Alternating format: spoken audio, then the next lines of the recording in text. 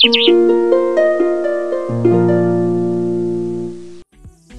16 April 2025 আমরা এসে পৌঁছেছিলাম পশ্চিমবঙ্গের সর্বোচ্চ শৃঙ্গ সান্দাকফু টপে। আর আজ অর্থাৎ 17 এপ্রিল সেই সান্দাকফু থেকে আমাদের ফেরার পালা। যদিও আমাদের প্ল্যান ছিল আমরা ফালুট বা সবরগ্রাম হয়ে ফিরব, তবে খারাপ আবহাওয়ার জন্য আমরা বেছে নিয়েছিলাম গুরদুম হয়ে ফেরার এই পথটিকে। অ্যাডভেঞ্চারে মোড়া সেই পাহাড়ি পথের গল্পই আজ আপনাদেরকে বলবো আমাদের সান্দাকফু সিরিজের 4র্থ পর্বের ভিডিওতে। তাহলে চলুন শুরু করা যাক। Good morning from Sandakphu. Hello and welcome back to our channel. আমি সম্পিতা আর আপনারা দেখছেন সম্পিতানু ব্লগস। আরও একটা সম্পূর্ণ নতুন ভিডিওতে আপনাদের সবাইকে জানাই অনেক অনেক স্বাগতম। আজ 17 এপ্রিল 2025 আর এখন আমি দাঁড়িয়ে আছি সান্দাকফুতে। আমাদের গত পর্বের ভিডিওতে আপনারা দেখেছিলেন যে গত 16 এপ্রিল আমরা কালীপুখুরি থেকে 6 কিলোমিটার ট্রেক করে এসে পৌঁছেছিলাম সান্দাকফু টপে এবং উঠেছিলাম এখানকার নমবুদ্ধা হোমস্টেতে। প্রথম রাত মানে একটা রাত কাটানোর পর আজ হলো আমাদের সান্দাকফুতে প্রথম ভোর। এবং এই সান্দাকফু যে জন্য বিখ্যাত সকলের কাছে, সূর্যোদয় এবং কাঞ্চনজঙ্ঘা এবং তার সাথে এভারেস্টের এক অপূর্ব সুন্দর মেলবন্ধন এবং সেই ভিউ। দুর্ভাগ্যবশত আজ ঘুম থেকে ওঠার আগের থেকেই আকাশ এত মেঘলা, চারদিক পুরো মেঘে ঢেকে আছে, সেই ভিউ আমরা দেখতে পাইনি। এই জায়গা থেকে মানে সান্দাকফু থেকে কিন্তু কাঞ্চনজঙ্ঘার প্রধান 12টি পিক এবং মাউন্ট এভারেস্টের প্রধান 7টি পিক বা শৃঙ্গ দেখা যায়, যা সারা পৃথিবীতে আর কোথাও থেকে দেখা যায় না। সেই জন্যই কিন্তু এই সান্দাকফু এত পৃথিবী বিখ্যাত একটা ট্যুরিস্ট স্পট। কিন্তু সকালবেলা কাঞ্চনজঙ্ঘা দেখিনি বলে কি সান্দাকফুতে আর কিছুই দেখার নেই? তা কিন্তু নয়। আমরা পায়ে হেঁটে সান্দাকফুকে এক্সপ্লোর করতে করতে এমন দু একটা জায়গা দেখে ফেলেছি যা এর আগে কিন্তু কখনো আমরা দেখিনি, আর আপনারাও হয়তো খুব একটা দেখেননি। আজ আমরা সান্দাকফু থেকে আরও 9 কিলোমিটার ট্রেক করে চলে যাব গুরদুমে। সেখানে গিয়ে কিন্তু আমরা হল্ট করব। সেখানে গিয়ে কোথায় থাকি সেই সমস্ত কিছু নিয়ে থাকবে আজকে আমাদের এই ভিডিও। সেজন্য ভিডিওটা স্কিপ না করে একদম শেষ পর্যন্ত দেখতে থাকুন। আর আমাদের চ্যানেলে যদি নতুন হন আর এখনও চ্যানেলটা সাবস্ক্রাইব করে না থাকেন তাহলে এক্ষুনি সাবস্ক্রাইব করে বেল আইকনটা ক্লিক করে দিন। প্রতি শনিবার ঠিক বিকেল 4:30 আমাদের একটি করে নতুন ভিডিও আসে। তাহলে চলুন আজ শুরু করা যাক সান্দাকফু এবং গুরদুমের আর একটা নতুন গল্প। সান্দাকফুতে সময় তখন ঠিক ভোর 5টা। কাঞ্চনজঙ্ঘার দেখা না পেলেও আমাদের নমবুদ্ধা হোমস্টের ঠিক উল্টো দিকের এই পথ ধরে আমরা এগোতে লাগলাম কাছাকাছি একটি মন্দির দেখার উদ্দেশ্যে। যে রাস্তা থেকে আমরা নামলাম সেখান থেকে কিছুটা নামার পরে একটা জায়গায় এসে রাস্তাটা দুদিকে ভাগ হয়ে গেছে।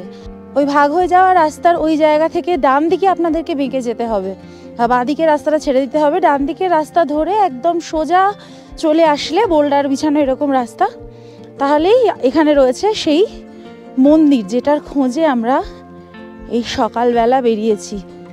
কারণ আজকে ভিউ তো কিছু নেই, কাঞ্চনজঙ্ঘা এভারেস্ট কিছুই আমরা দেখতে পাবো না, কিন্তু ওগুলো ছাড়াও আরও যা যা আছে সেগুলো দেখতে ক্ষতি নেই।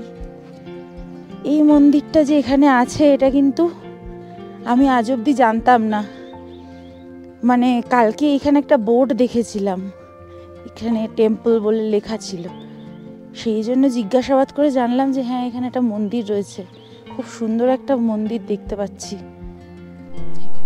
এই আমরা চলে এলাম মন্দিরে সকালবেলা। এখন ভোর 6টা বাজে, ধূপধুনোর গন্ধ বেরোচ্ছে। কি অপূর্ব পরিবেশ মন্দিরটাতে। এরকম একটা পরিবেশে এত সুন্দর একটা মন্দির। ওম নমঃ শিবায়, ও শিবের মন্দির, তার সাথে আবার বুদ্ধিস্ট পতাকাও রয়েছে। কি দারুণ, কি দারুণ। এই যে এই হচ্ছে মূল মন্দিরটা, এই মন্দিরের গর্ভগৃহ।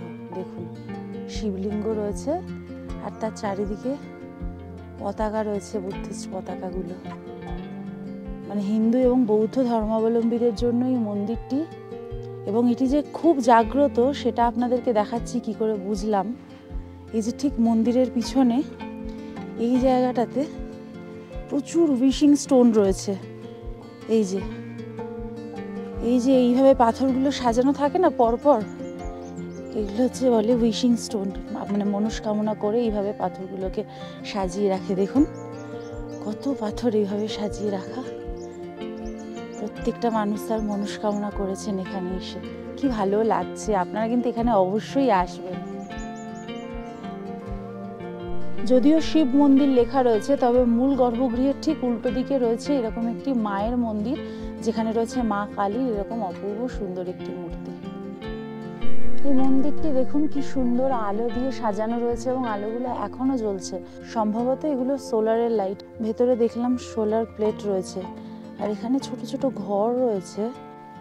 কি ভালো লাগছে এই জায়গাটা। ও এই বাঁদিকে এটা তো ওয়াচ টাওয়ার, বসবার জায়গা, কাঁচ দিয়ে ঘেরা।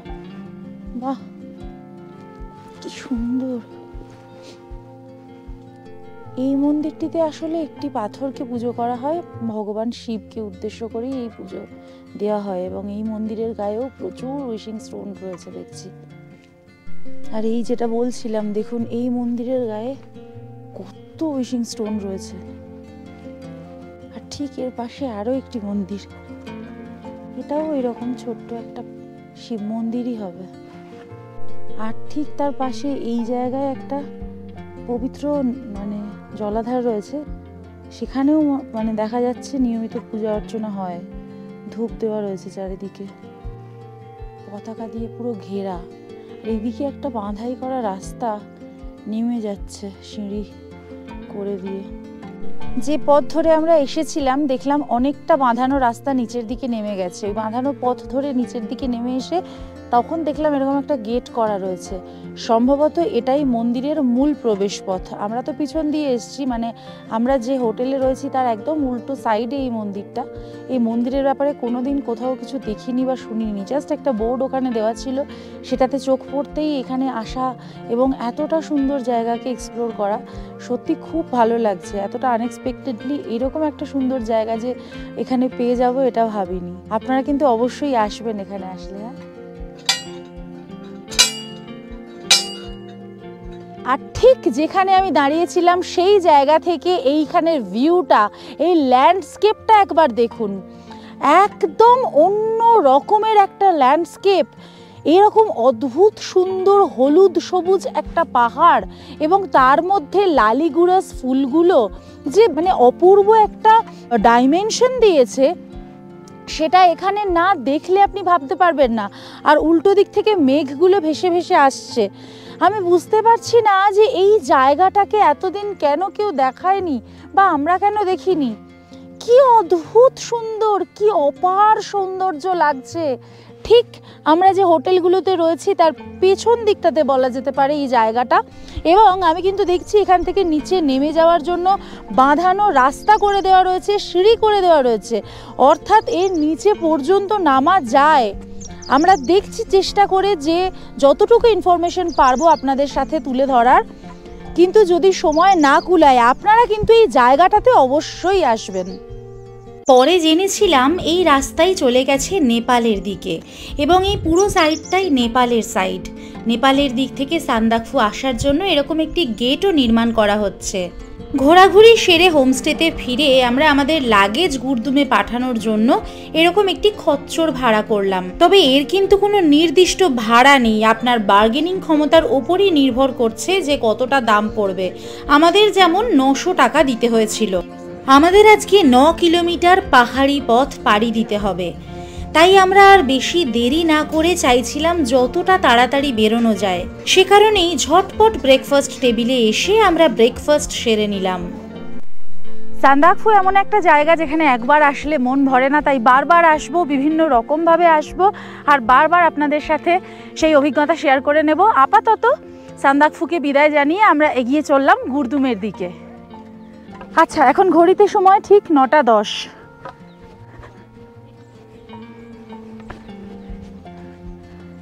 আমরা এসেছিলাম এই রাস্তা দিয়ে কালীপুখরি থেকে, আর এখন নেমে যাচ্ছি এই বাঁদিকের রাস্তাটা দিয়ে। এখান থেকে 9 কিলোমিটার আমাদেরকে পায়ে হেঁটে যেতে হবে গুরদুম পৌঁছতে গেলে।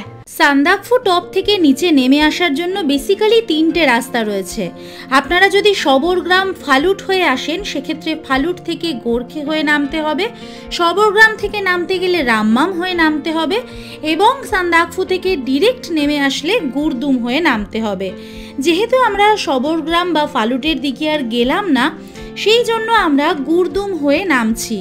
যদিও আমাদের পূর্বে প্ল্যান ছিল ওই দিকে যাবার, কিন্তু পরবর্তীতে ওয়েদার খারাপ থাকার জন্য গাইড দাদার পরামর্শে আমরা আমাদের সিদ্ধান্ত চেঞ্জ করি এবং এই পথে নামার জন্য মনস্থির করি। এই যে জঙ্গলের মধ্যে থেকে আমরা নামছি, এটা কিন্তু সবটাই বেগুনি রঙের রোডোডেনড্রনের গাছের জঙ্গল, এবং যেহেতু ওপরের দিকে পাহাড়ের বেশি উচ্চতায় ফুল ধরে দেরিতে, তাই এইসব গাছে এখনো ফুল ধরেনি। প্রতিদিনের মতো আজকেও আমাদের গাইড কাম টিচার কুন্দন ভাইয়া থোড়া উধার দেখি। তো সত্যি কথা বলতে সত্যি ওনারা আমাদের টিচারই, কারণ ওনাদের কথার বাইরে যারাই গেছেন আমাদের চোখের সামনে দেখলাম তাদের টিমটা পুরো, মানে তাদের টিমের ঘোড়াটা পুরো বানচাল হয়ে গেছে। কেউ না কেউ অসুস্থ হয়ে পড়েছে, একজন বা একাধিক জন। সেজন্য বারবার করে আমি যেটা বলছি প্রত্যেকটা ভিডিওতে, যে ওনারা যেটা বলবেন ছোটোখাটো যাই বলুক না কেন, তার পিছনে কিন্তু অনেক কারণ থাকে, সেই কথাটা মেনে চলার চেষ্টা করবেন আপনারা। আর এখানে দেখুন এই বেগুনি রঙের রোডোডেনড্রনগুলো সবে কুঁড়ি থেকে একটুখানি বেরিয়েছে, এখনও পুরোপুরি প্রস্ফুটিত হয়নি। যেটা আমি আগের পর্বেও বলেছি যে নিচের দিক থেকে ফুলগুলো ফুটতে আসে, সেই জন্য ওপরের দিকে ফুলগুলো একটু দেরিতে ফুটবে। এখানে সব কুঁড়ি, কিন্তু এই জায়গায় সবটাই কিন্তু বেগুনি রোডোডেনড্রন। এইটা দারুণ লাগবে সব ফুটে গেলে। আজকের চলাটা আমরা বেশ এনজয় করছিলাম। এই রাস্তাতে তো আমার বারবার ভারেং থেকে গোর্খে যাওয়ার সেই জঙ্গলটার কথা মনে পড়ছিল। তবে আমাদের জন্য সামনে যে কি অপেক্ষা করছে তখনও কিন্তু ঘুণাক্ষরেও টের পাইনি। আগাগোড়া মনে এই বিশ্বাসই জন্মে এসেছে যে পাহাড়ে উঠতে গেলে বেশি কষ্ট হয়, নামার দিন আর কোনো কষ্ট নেই। তবে আমরা ভুলে গেছিলাম যে আমরা প্রায় 11,900 ফুট উচ্চতা থেকে নামছি 8,000 ফুট উচ্চতায়, আর এমন এক রাস্তা দিয়ে নামছি যেখানে না রয়েছে প্রপার রাস্তা আর না রয়েছে কোনো গাড়ি চলাচলের সুবিধা, তার উপরে রয়েছে বৃষ্টির ভয়। এই বিপদসংকুল মাটির রাস্তায় যদি বৃষ্টি আসে তাহলে যে কি মারাত্মক অবস্থা হতে পারে সেটা ভেবেই আমাদের বুক কাঁপছিল। আমাকে বারবার আমাদের গাইড দাদা কুন্দন দাদার সাহায্য নিতে হচ্ছিল, যেহেতু আমার কাছে শুধুমাত্র এই বাঁশের কঞ্চিটাই ছিল, সেই কারণে আরও বেশি রিস্কি হয়ে যাচ্ছিল আমার কাছে এই পথে নামাটা। আমি সাজেস্ট করব আপনারা যারাই এখানে ট্রেকিংয়ে আসবেন, অনলাইন বা অফলাইন যে কোনো জায়গা থেকে প্রফেশনাল ট্রেকিং স্টিক নিয়ে তবেই আসবেন। কুন্দন দাদার কাছে জঙ্গলের নানান গল্প শুনতে শুনতে আসছিলাম। এই জিনিসটি কিন্তু আমার দারুণ লাগছিল। যে জায়গা থেকে এখন আমরা যাচ্ছি এখানে কিন্তু অনেক সময় রেড পান্ডা দেখা যায়। এই সংকীর্ণ পথে চলতে চলতে মাঝে মধ্যেই মালবাহী খচ্চর বা ঘোড়াগুলিকে যাতায়াতের জন্য আমাদের থমকে যেতে হচ্ছিল।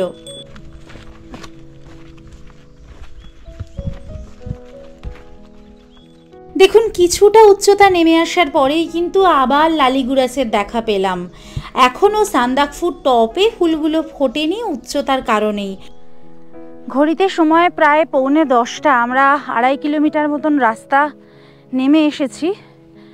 ভীষণ সিনিক এই রাস্তাটা, পুরো রাস্তাটার দুপাশটাই এত সুন্দর গভীর জঙ্গলের মধ্যে থেকে। তবে রাস্তাটা কিন্তু একটু রিস্কি আছে।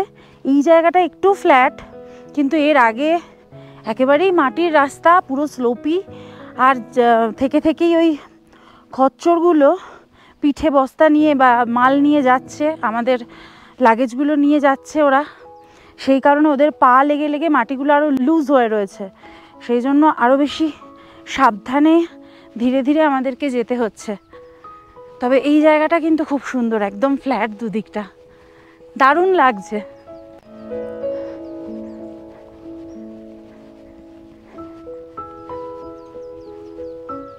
আচ্ছা, এই রাস্তায় যেতে যেতে কিন্তু রেড পান্ডারও দেখা মিলতে পারে। এই সমস্ত গাছগুলোতেই ওরা থাকে। রেড পান্ডার কথা বলতে বলতে ডান দিকে তাকিয়ে দেখলাম বিশাল বড় এক ওয়াইল্ড ইয়াক। ওই দেখুন একটা বড় ইয়াক রয়েছে ওখানে। ভাইয়া ও অ্যাটাক নেই করেগা না?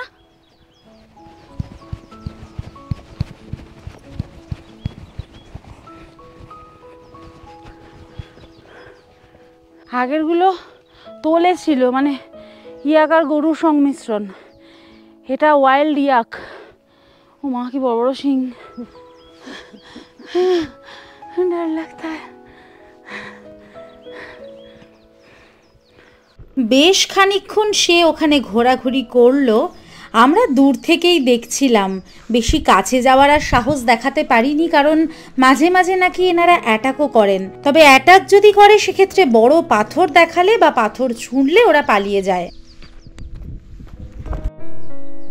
এই পথে যেমন দেখলাম ওয়াইল্ড ইয়াক, ঠিক সেরকম এখন দেখছি একদম হালকা গোলাপি রঙের রোডোডেনড্রন। এই পথে কিন্তু আমি দেখতে পাচ্ছি বিভিন্ন রঙের ফুলের সমাহার রয়েছে, মানে রোডোডেনড্রনের বিভিন্ন রং এখানে। যেমন ঠিক পাশে দেখুন একদম দুধে আলতা লাল, যেটা সেই রকম একটা কালার। ঠিক এর পিছনে একটু হালকা গোলাপি একটা আছে, আর একদম সামনে দেখুন পেঁয়াজি কালারের, পার্পল কালারের একদম ফুল ব্লুমড। কি ভালো লাগছে।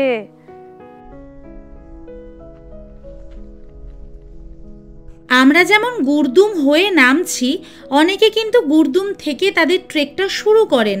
সেক্ষেত্রে শ্রীখোলা বা গুরদুম থেকে আপনি ট্রেক শুরু করতেই পারেন, তবে ওঠার সময় মারাত্মক স্টিফ রাস্তা হবে, এটুকু মাথায় রাখতে হবে। ঘন জঙ্গলের মধ্যে দিয়ে বেশ কিছুটা পথ চলবার পর সামনে উন্মুক্ত এরকম খোলা একটি জায়গা এলো। এখানে খানিকক্ষণ বসে আশপাশের দৃশ্য এবং কাছাকাছি যে রং বেরঙের ফুলগুলো ছিল সেগুলোকে উপভোগ করছিলাম। আসলে চলতে চলতে পায়ে এতই লাগছিল আজ যে কথা বলার মতন খুব একটা অবস্থা বিশেষ ছিল না। তাই আজকের পথে সামনাসামনি কথা আমি খুব বেশি বলিনি, বা বলা ভালো বলতে পারিনি, বা বলার মতন অবস্থা ছিল না। তবে পথের সৌন্দর্য দেখাতে কিন্তু আমরা কখনো একটুও কার্পণ্য করিনি। ঠিক অন্যান্য ভিডিওতে যতটা পথের ডেসক্রিপশন থাকে, যতখানি আপনাদের প্রয়োজনীয় তথ্য দরকার, সেই সবটুকুই আমরা দেওয়ার চেষ্টা করেছি আমাদের এই ভিডিওতেও। আশা করি এই ভিডিও শেষ পর্যন্ত আপনারা দেখলে অনেকখানি সমৃদ্ধ হতে পারবেন।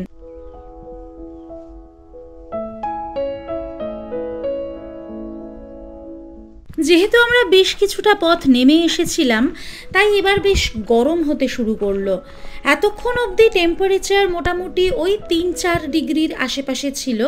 এখন টেম্পারেচার বেড়ে তা প্রায় 8-10 ডিগ্রিতে চলে গেছে। আর যেহেতু আমরা কনস্ট্যান্টলি হেঁটে চলেছি, সে কারণে আমাদের গরম লাগায় প্রত্যেকেই জ্যাকেট খুলে নিয়েছিলাম। আমার মনে হয় এই পথটাকে সরকার থেকে একটু কিছু সংস্কার করা দরকার। স্থানীয় মানুষরা চলার সুবিধের জন্য গাছের গুঁড়ি দিয়ে দিয়ে এখানে একটু ধাপ মতো করবার চেষ্টা করেছেন বটে, তবে সেটাই কিন্তু যথেষ্ট নয়। এমন একটা ওয়ার্ল্ড ফেমাস ট্যুরিস্ট স্পট যেখানে সারা বিশ্ব থেকে পর্যটক আসেন, তার প্রতি কি আমাদের আর একটু বেশি যত্নশীল হওয়া উচিত নয়? অনেকটা পথ চলার পরে একটুখানি জিরিয়ে নিয়ে আবার চলা শুরু। তবে তার মধ্যেই কিছু মানুষকে দেখে বড়ই খারাপ লাগে, কষ্ট হয়। এই যে মানুষগুলো পিঠে এতটা ভারী বোঝা নিয়ে এই পথে উঠছেন, এনাদেরকে দেখে সত্যি মনের মধ্যে তীব্র একটা যন্ত্রণা অনুভব করলাম। কিছু অর্থের জন্য মানুষকে কতখানি না পরিশ্রম করতে হয়।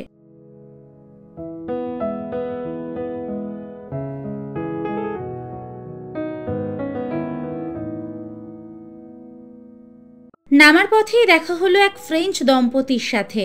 ওনারা এই পথ দিয়ে সান্দাকফু উঠছেন। আমার কাছে জিজ্ঞেস করছিলেন যে সান্দাকফু থেকে আমরা ভিউ দেখতে পেয়েছি কিনা। लैंडस्लाइड का प्रोटेक्शन के लिए, रेल प्रोटेक्शन के लिए फॉरेस्ट वाला ऐसे बना देते हैं बेम्बू का।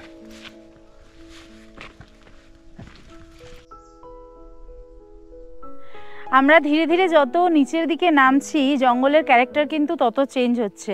অ্যাকচুয়ালি সান্দাকফু 11,900 ফুট উচ্চতায় সমুদ্রপৃষ্ঠ থেকে, এবং আমরা আজকে যেখানে যাচ্ছি গুরদুম, সেটা সমুদ্রপৃষ্ঠ থেকে প্রায় 6,000 ফুট উচ্চতায়, মানে আমরা 5,000 ফুট নিচে নামছি।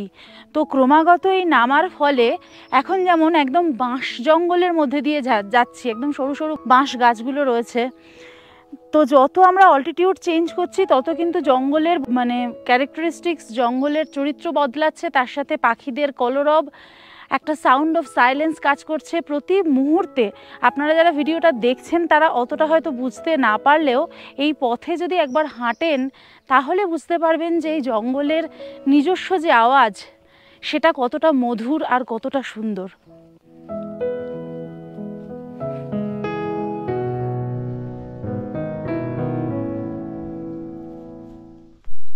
এরকম সুন্দর একটা পরিবেশে খুব সুন্দর একজন মানুষের সাথে আপনাদের একটু বেশি সময় ধরে আলাপ করিয়ে দেওয়া প্রয়োজন বলে আমার মনে হলো।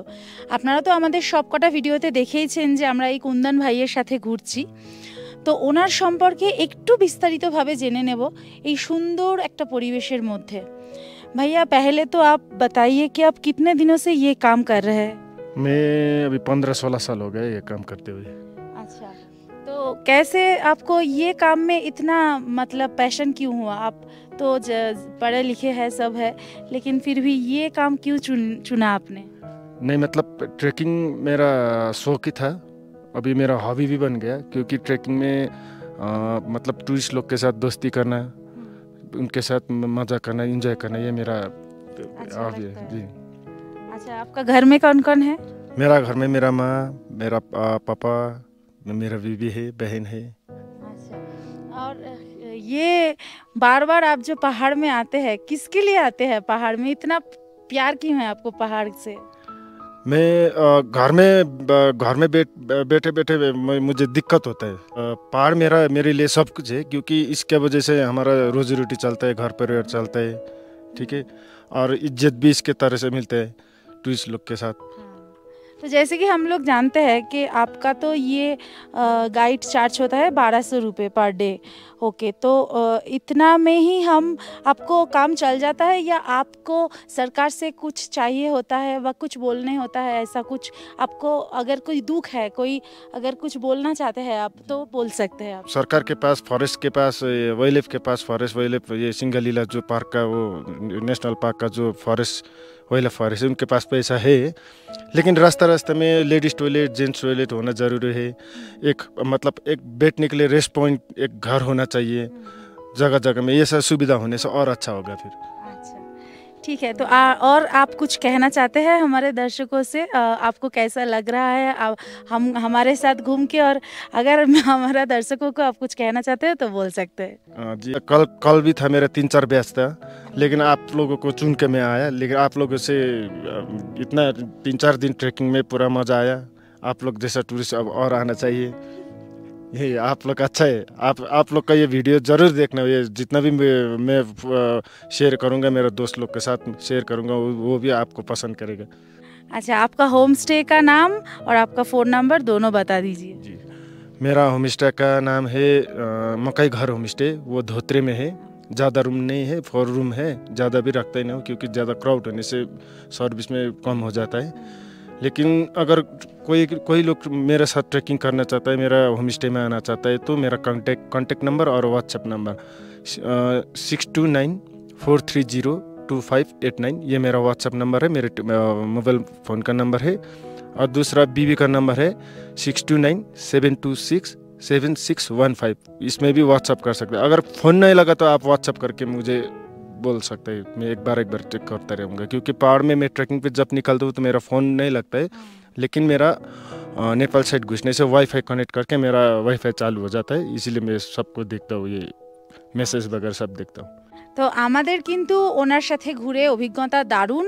আমাদের প্রথম একটু কনফিউশন হচ্ছিল, উনি একটু আপন ভোলা টাইপের মানুষ, যোগাযোগের একটু সমস্যা হয় পাহাড়ে, কিন্তু তারপরে খোঁজ নিয়ে জানলাম যে উনি কিন্তু ধোত্রের বেস্ট গাইড এবং আমাদের ভীষণ ভালো এক্সপিরিয়েন্স। আশা করি আপনারা যদি ওনার সাথে ঘোরেন আপনাদেরও খুব ভালো এক্সপিরিয়েন্স হবে। থ্যাংক ইউ সো মাচ ভাইয়া। नमस्ते सब लोगों को। সময় 11টা 35। আমরা 5 কিলোমিটারের বেশি পথ নেমে এসেছি। আর এতক্ষণ বাদে আমরা সামনে একটা ফরেস্ট বাংলো দেখতে পাচ্ছি, মানে আমাদের কুন্দনদা যা বললেন। দারুণ জায়গায়, একদম জঙ্গলের মধ্যে ওই বাংলোটা রয়েছে। ওখানে গিয়ে আমরা একটু বসবো, একটু রেস্ট নেব, দেখি যদি চাটা পাওয়া যায় তাহলে একটু চা খাবো, তারপর আবার চলা শুরু করব। সামানডেন তো আমরা দেখেছি, আপনাদেরকেও দেখিয়েছি। হঠাৎ করে চোখের সামনে যেন আর একটা সামানডেনে চলে এসেছি। একদম একই রকম, পুরো পাহাড় জঙ্গল দিয়ে ঘেরা জায়গা, মাঝখানে একটুখানি ভ্যালি টাইপের। সেখানে দেখুন কত পর্যটক এখন রেস্ট নেওয়ার জন্য দাঁড়িয়ে গেছেন।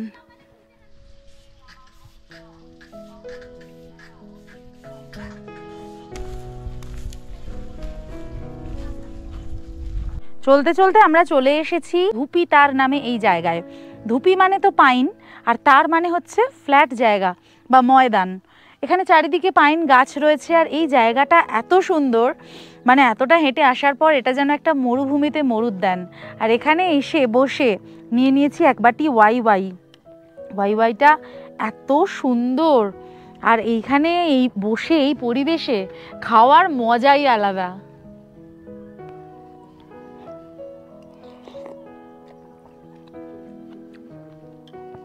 দারুণ করেছে, দারুণ, কি ভালো লাগছে।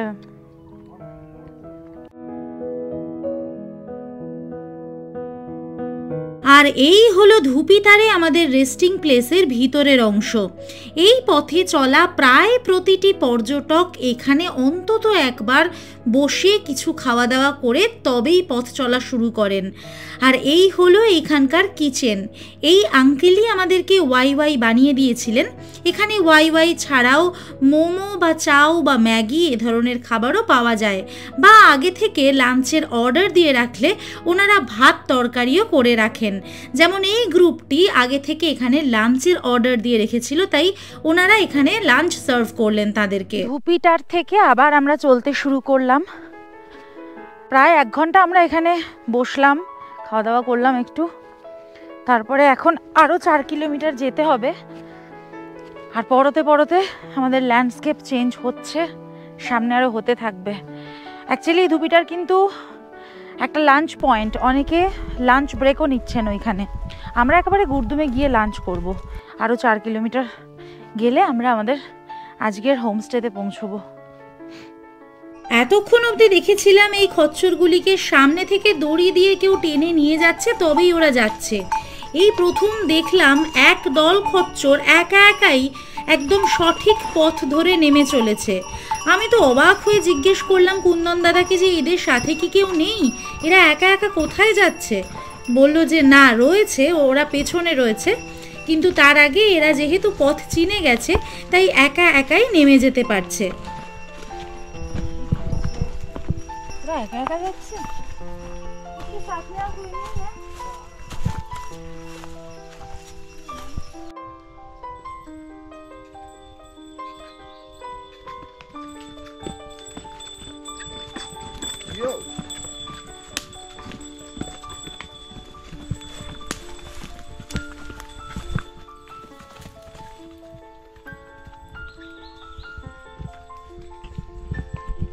একে তো এই গভীর জঙ্গলের মধ্যে থেকে নামছি, তার উপরে রয়েছে নানান পশুর ভয়, তার ওপরে আবার যদি রাস্তা হারিয়ে ফেলি তাহলে তো আর কথাই নেই। মানে এই গাছের গায়ে এই ছোট্ট অ্যারো দেখে আমাদেরকে রাস্তা চিনতে হবে। যদি সত্যি গাইড দাদারা না থাকতেন তাহলে যে কি হতো বলাই বাহুল্য। একটাই শান্তি যে সাথে গাইড দাদারা রয়েছেন, তাই রাস্তা হারানোর কোনো ভয় নেই। আর এই পথে গাইড তো আবশ্যক, গাইড ছাড়া আপনি চলতেই পারবেন না। এইখানের রাস্তাটা দেখুন, ডান দিকে কিন্তু গভীর খাদ, বাঁশ গাছের জঙ্গল, গভীর খাদ, আর পাশে এই রকম সরু একটা হেলানো রাস্তা। একটু এদিক থেকে ওদিক হলেই বিপদ। অসম্ভব ঘন জঙ্গল, বাঁশ এবং অন্যান্য গাছের একদম গভীর জঙ্গল, আর তার মধ্যে থেকে এরকম সরু মাটির রাস্তা। সেই রাস্তা দিয়ে যেমন আমরা যাচ্ছি তেমনই কিন্তু একই সাথে যাচ্ছে মালবাহী ঘোড়ারা, তাই খুব সাবধানে চলতে হবে আর ওদেরকে সবার আগে সাইড দিয়ে দিতে হবে।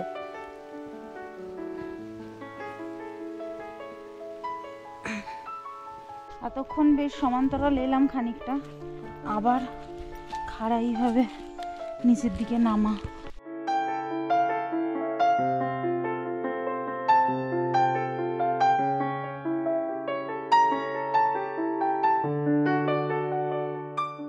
এবার কিন্তু আমার পা জানান দিতে শুরু করেছে। দুটো পায়ের বুড়ো আঙুলে এত তীব্র যন্ত্রণা শুরু হয়েছিল যে কি বলবো।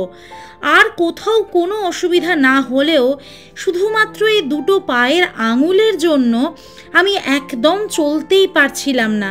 মানে নিচের দিকে নামতে গেলেই মনে হচ্ছিল আঙুল দুটো কেটে বেরিয়ে যাচ্ছে। ভিডিওর প্রথমে যেটা বলেছিলাম যে পাহাড়ে ওঠা হলো সব থেকে বেশি কষ্টকর আর নামা সব থেকে সহজসাধ্য, এরকমই একটা ধারণা আমরা সবাই মনের মধ্যে পোষণ করে রাখি, কিন্তু সেই ধারণা যে কতখানি ভুল সেটা প্রমাণ হয়ে গেল আমাদের সান্দাকফু থেকে গুরদুম নামার দিন।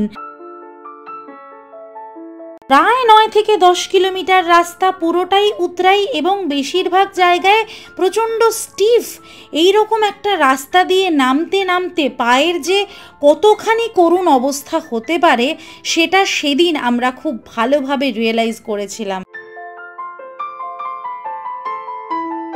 কিছুটা এগোনোর পরে আমরা আবার যখন একটু বসে রেস্ট নিচ্ছিলাম, হঠাৎ দেখলাম একজন পর্যটক এইভাবে খচ্চরের পিঠে চেপে নামছেন। জানতে পারলাম যে ওনার পায়ের অবস্থা এতটাই খারাপ হয়ে গেছে যে ওনার আর হেঁটে নামার মতন অবস্থা নেই।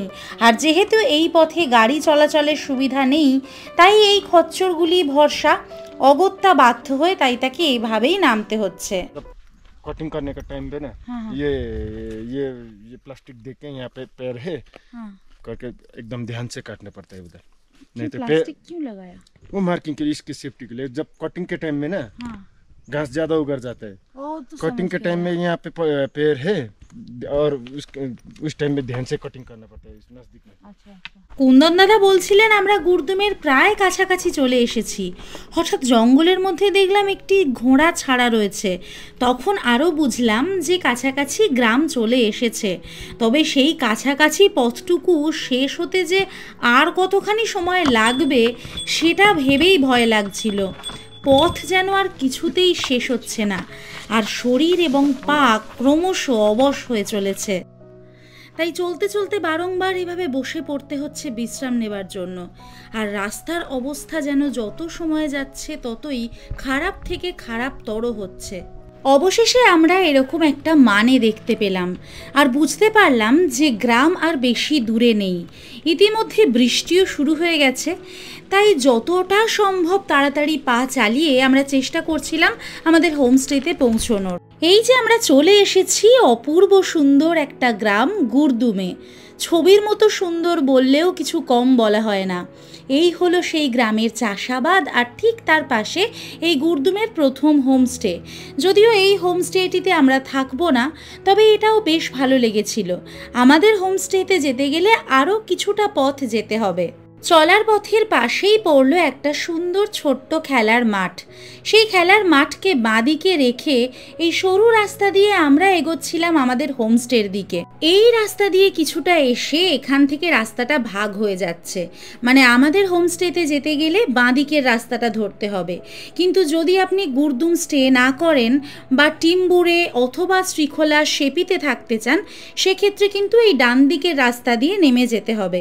এই রাস্তা দিয়ে আমরা পরের দিন যাব, তাই আপাতত এই বাঁদিকের রাস্তাই ধরলাম। এখানে যাবার পথে চোখে পড়ল অপূর্ব সুন্দর এই সাদা রোডোডেনড্রন। এত সুন্দর সাদা রোডোডেনড্রন এই প্রথমবার আমরা দেখলাম। আর এই আমরা চলে এলাম আমাদের গুরদুমের আজকের স্বপ্নের মতো সুন্দর এক আস্তানা রোডো ম্যাক হোমস্টেতে। ছবির মতো সুন্দর বা স্বপ্নের মতো সুন্দর ছাড়া আর কোনো কথা মনে হবে না এই জায়গায় দাঁড়িয়ে এই হোমস্টেকে দেখলে। যেমন সুন্দর এই হোমস্টে, তেমনই সুন্দর এর আশপাশের প্রকৃতি আর যত্ন করে সাজানো ফুলের বাগান। সত্যি এতখানি পথ কষ্ট করে নেমে আসার পর এই রকম একটা আস্তানায় যখন ঢুকলাম, মনটা হঠাৎ করেই ভীষণ ভীষণ খুশিতে ভরে উঠল।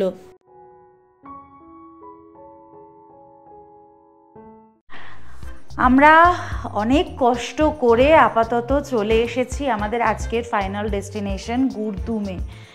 লাস্টের দিকটা এতটাই স্লোপি ছিল রাস্তাটা, আর এত খারাপ ছিল, আসতে সত্যি খুব কষ্ট হয়েছে। এবং যারা প্রফেশনাল ট্রেকার নন বা নিয়মিত ট্রেকিং করেন না, তাদের পায়ের ওই বুড়ো আঙুলে যে চাপটা পড়ে না, ওটা রাখাটা সত্যি মারাত্মক। কিন্তু তাও যে আমরা সমস্ত কষ্ট অতিক্রম করে এসে পৌঁছতে পেরেছি, এটাই সবচেয়ে বড় আশীর্বাদ ঈশ্বরের এবং আপনাদের সকলের ভালোবাসা। যাই হোক, এখানে আসার পরে যে রুমটাতে এসেছি, রুমটা কিন্তু ভীষণ ভালো। এই রুমের বাইরে বেশ সুন্দর একটা বৈঠকখানা মতন রয়েছে, ওই জায়গাটা আমি পরে দেখাচ্ছি। আগে রুমটা দেখিয়ে দিই। এটা একটা 6 বেডেড রুম, বিশাল বড় একটা রুম। দরজার পিছনেই এরকম হ্যাঙ্গিং ক্লিপ দেওয়া রয়েছে। এইখানে একটা ডাবল বেড, মাঝখানে একটা রয়েছে, আর ওইদিকে একটা ডাবল বেড রয়েছে। অনেক স্পেশিয়াস রুমটা, বিশেষ কিছু জিনিসপত্র নেই, কিন্তু রুম, তার সাথে ব্ল্যাঙ্কেট, টাওয়েল এইগুলো দেওয়া হয়েছে। যেটা সবচেয়ে ভালো, এই ওপেন এরকম কাঁচের জানালা রয়েছে, যার পাশে দেখতেই পাচ্ছেন বাইরে প্রচণ্ড ফগ।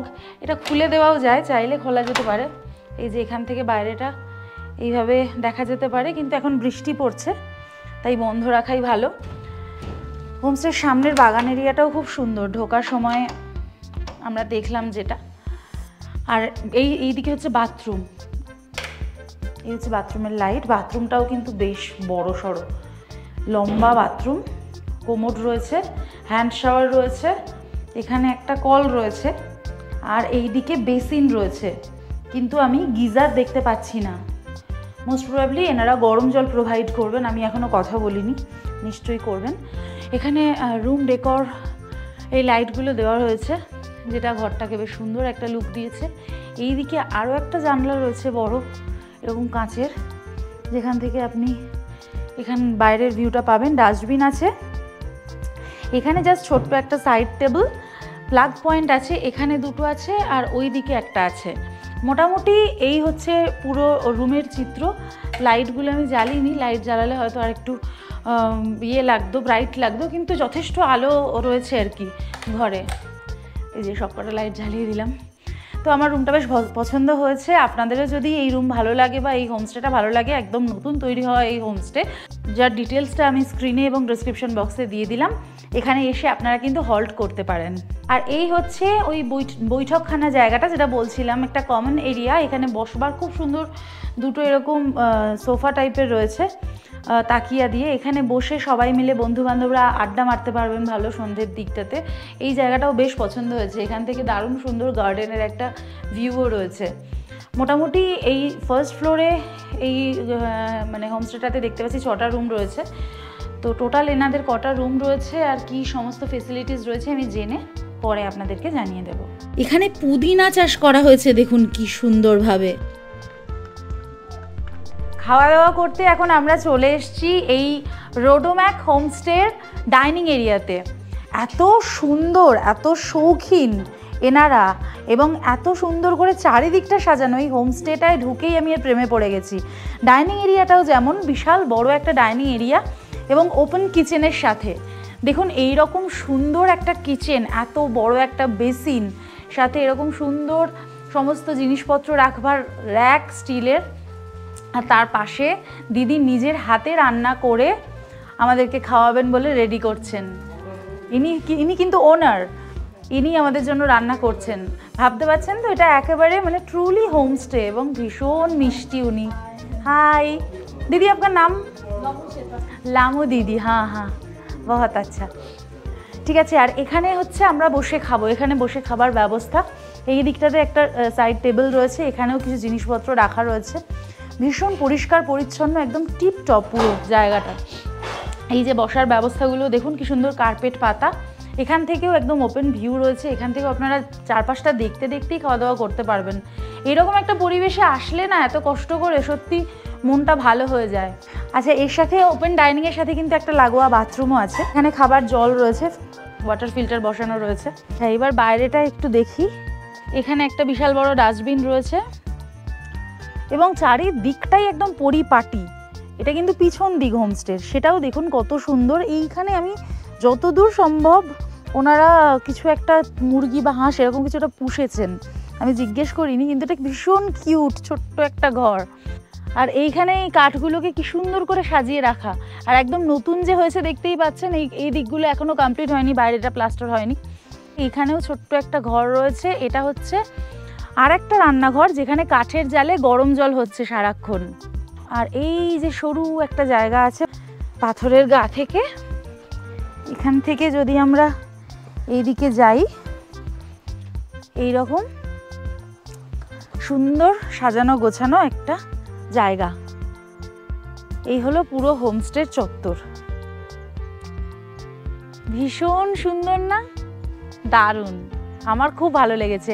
আপনারা কিন্তু চাইলে এখানে এসেও 2 দিন কাটিয়ে যেতে পারেন। মানে আপনারা সোজা কলকাতা থেকে এনজিপি থেকে শেয়ার গাড়ি ধরে শ্রীখোলা চলে আসবেন। শেপি বা শ্রীখোলাতে কোনো একটা হোমস্টেতে আপনারা নিজেদের লাগেজ রেখে দিয়েও এখানে আসতে পারেন, যেটুকু প্রয়োজন সেটুকু নিয়ে। আদারওয়াইজ ওখান থেকে আপনারা পায়ে হেঁটে 4 কিলোমিটার ট্রেক করে এখানে চলে আসতে পারেন সমস্তটা নিয়েই। তাহলেও কিন্তু দারুণ একটা এক্সপিরিয়েন্স হবে। এখন তো আমরা ট্রেক করতে করতে যাচ্ছি, কিন্তু আমার ইচ্ছা আছে পরবর্তীতে এখানে এসে কিছুদিন কাটিয়ে যাওয়ার, কারণ আমার খুব পছন্দ হয়েছে জায়গাটা। 4:45 বাজে, খিদে তো সাংঘাতিক পেয়েছে, কিন্তু সত্যি কথা বলতে এত পায়ের কষ্ট যে খিদে আর সেরকম কিছু মনে হচ্ছে না সত্যি। এবং এইরকম একটা সময়ে যদি সামনে এত সুন্দর করে সাজিয়ে গুছিয়ে কেউ খাবার দেয়, সেটা অমৃতের থেকে কম কিচ্ছু লাগে না, সত্যি বিশ্বাস করুন। এত সুন্দর একটা ভাত দিয়েছেন, এখানে ডাল, এই রকম পেঁয়াজ দিয়ে ডাল আছে, মুসুর ডাল, আচ্ছা মুসুর ডাল, তার সাথে ডিম ভাজা, তার সাথে চাটনি, আচার, পিকল, সুন্দর করে স্যালাড কেটে দিয়েছেন। আর এখানে আছে সবজি, ওনাদের ক্ষেতের সবজি কিন্তু এটা, বাইরে সুন্দর করে চাষবাস করা তার সবজি। আর এখানে আছে নুন। এত কিছু দিয়ে আমার আর কিছু চাই না বাবা, ডাল ভাত খেতে পারলেই হয়। যা মানে কষ্ট আর যা খিদে পেয়েছে, এই অনেক, মানে অমৃত। উফ,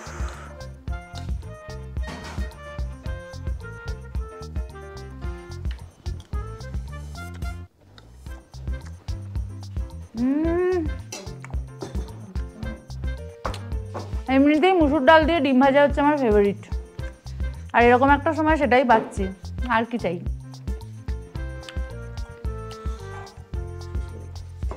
ঠিক আছে, আমি এখন খেয়ে নিই, তারপরে আবার আপনাদের সাথে পরে কথা হচ্ছে। Bye bye.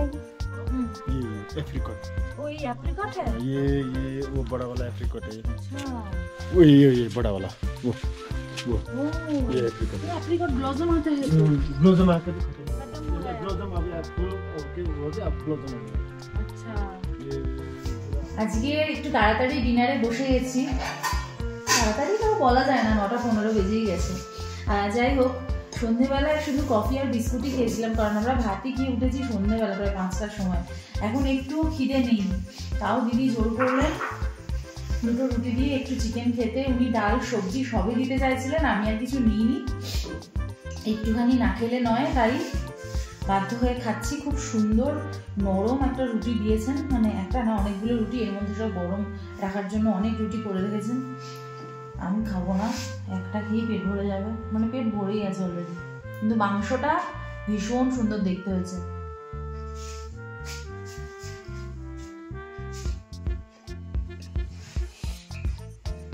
খেতেও ঠিক ততটাই সুন্দর হয়েছে যতটা দেখতে সুন্দর, এবং সবচেয়ে বড় কথা চিকেনটাতে আলু দেওয়া রয়েছে, তার সাথে পেঁয়াজ কেটে দিয়েছেন। এই দিয়ে তাড়াতাড়ি আজকে ডিনার কমপ্লিট করে ঘুমিয়ে পড়বো, কারণ শরীর প্রচণ্ড ক্লান্ত। দেখা হচ্ছে আবার পরের ভিডিওতে। Till then, good night. পৃথিবীর অন্যতম সুন্দর ট্রেক সান্দাকফু ট্রেকের অন্তিম পর্ব নিয়ে আসছি আমাদের পরবর্তী সপ্তাহের ভিডিওতে, যে ভিডিওর মাধ্যমে আমরা সম্পূর্ণ করব এক অনির্বচনীয় ভ্রমণ বৃত্তান্ত, তাই দেখতে ভুলবেন না।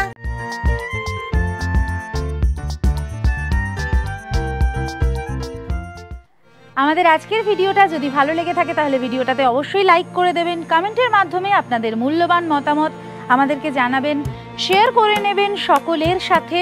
আর অবশ্যই অবশ্যই অবশ্যই সাবস্ক্রাইব করতে ভুলবেন না সম্পিতানু ব্লগস অন ইউটিউব। প্রতি শনিবার ঠিক বিকেল 4:30 নতুন একটি করে ভিডিও নিয়ে আমরা থাকি আপনাদের অপেক্ষায়। আমাদের সাথে থাকুন, আমাদের পাশে থাকুন, আশীর্বাদ করতে থাকুন যেন এরকম আরও নতুন নতুন জায়গা এবং নতুন নতুন তথ্য আপনাদের সামনে বারবার তুলে ধরতে পারি। ভালো থাকবেন, সুস্থ থাকবেন, ঘুরতে থাকবেন। দেখা হচ্ছে আবার পরবর্তী ভিডিওতে। Till then take care and bye by.